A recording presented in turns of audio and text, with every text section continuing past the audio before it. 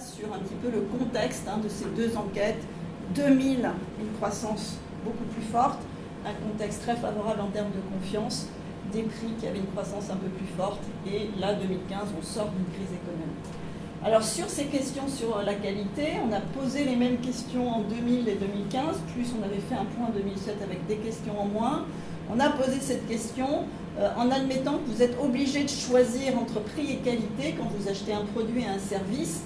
Sur les différents produits, qu'est-ce qui vous semble le plus pertinent? Et là, ce qu'on observe, c'est qu'on a à peu près 3/4 des produits pour lesquels la qualité est mise en avant. En 2015, c'est plus faible qu'en 2000, et voilà, on a toujours les produits alimentaires sur lesquels on va accorder une importance très forte à la qualité, les boissons qui sont dans le même registre, et puis les produits d'hygiène et d'entretien qui sont aussi assez liés en termes de grande consommation, sur lesquels on va avoir un contact physique pour le dernier, mais aussi des produits qui sont ingérés. Donc c'est très particulier à la France, on accorde beaucoup d'importance à la qualité pour les produits alimentaires. Ensuite viennent des produits électroménager, télévision. Alors on va voir que ça peut être lié à des problèmes de sécurité, mais ce sont aussi des produits qui ont des prix qui baissent, on l'a vu tout à l'heure, qui peuvent expliquer que la qualité est un critère qui est plus fort pour ces produits-là. Et les secteurs sur lesquels le prix prend le devant, ça va être tous des secteurs sur lesquels il y a beaucoup de concurrence, notamment la partie téléphone, la partie matérielle du téléphonique, mais aussi les équipements de loisirs, où on a peut-être plus de renouvellement en termes de produits. Quand on regarde en historique depuis 90 sur nos critères d'achat, dites-moi qu'est-ce qui vous incite le plus à acheter des produits de consommation. Eh bien ça c'est aussi une stabilité, une particularité française, c'est que vraiment les Français privilégient avant tout les garanties d'hygiène de sécurité, et c'est pour ça sans doute que sur l'électroménager, les télévisions, tous ces produits, on cherche avant tout de la sécurité. Les Français ont besoin plus que dans d'autres pays des produits qui soient sécures.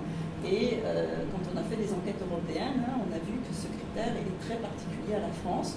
Le prix n'arrive qu'en deuxième, on le voit ici. Évidemment, on a vraiment des fluctuations très liées aux crises. En 2000, le prix était très très bas.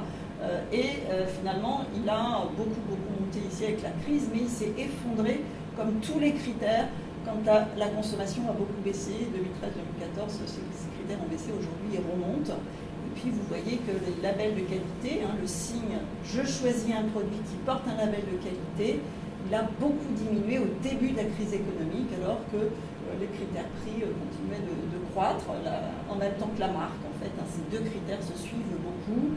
Ça a remonté, diminué, aujourd'hui ça remonte. Donc on n'est pas tout à fait au niveau du milieu des années 2010. Donc le critère primordial pour les Français, c'est les garanties d'hygiène et de sécurité. Ensuite, on leur a demandé sur quelles caractéristiques de la qualité ils étaient prêts à payer plus cher, en général sur des produits. Et on voit que sur beaucoup de critères, ça a baissé entre 2000 et 2015, parce qu'en 2000, la qualité était à un niveau très haut, mais que finalement, on a quand même toujours le même critère qui arrive en premier, qui est celui de la fiabilité. Donc c'est celui qui est en première position en 2013. En 2010, on avait d'autres critères qui étaient au même niveau. C'était la durabilité et la sûreté des produits, la durée de vie des produits, la sûreté des produits. Vous voyez qu'aujourd'hui, ce qui compte le plus en premier, c'est fiable. Le produit doit pouvoir compter dessus. Deuxième point, il doit être efficace. Donc, on avait mis entre parenthèses l'efficacité pour la lessive, par exemple. Et puis, le goût, on va faire un focus sur l'alimentation et la sûreté du produit qui arrive en quatrième position. C'est vraiment ces critères-là qui restent cités à 90%, avec des opinions plutôt et tout à fait d'accord. Si on fait un petit point de différence selon les âges, ce qu'il faut savoir, c'est que les plus jeunes sur l'ensemble des produits tout à l'heure sont ceux qui vont plutôt se positionner sur le prix. Ça, quand on observe en 2000 par rapport à 2015, c'est vraiment un phénomène qui est un effet d'âge, c'est pas du tout générationnel, ça a toujours été le cas. On s'intéresse à la qualité en vieillissant, finalement, on mûrit, l'expérience du consommateur se construit et on a cette qualité qui progresse selon les âges.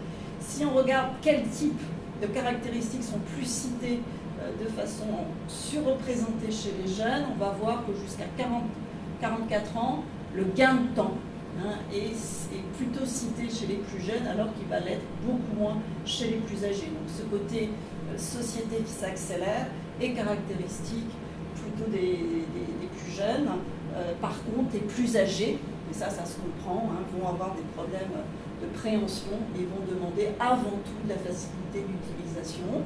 Les jeunes sont aussi beaucoup plus en recherche d'innovation, de design sur l'aspect, l'esthétique, les avancées technologiques, ça ne vous étonne pas non plus. Sur l'environnement, on a c'est cité plutôt par des classes un petit peu plus âgées, à la fois 55-64 ans et 35-44 ans. Ce qu'on constate chez les plus jeunes, même si on sait que c'est inscrit finalement, c'est qu'ils ne vont pas le citer.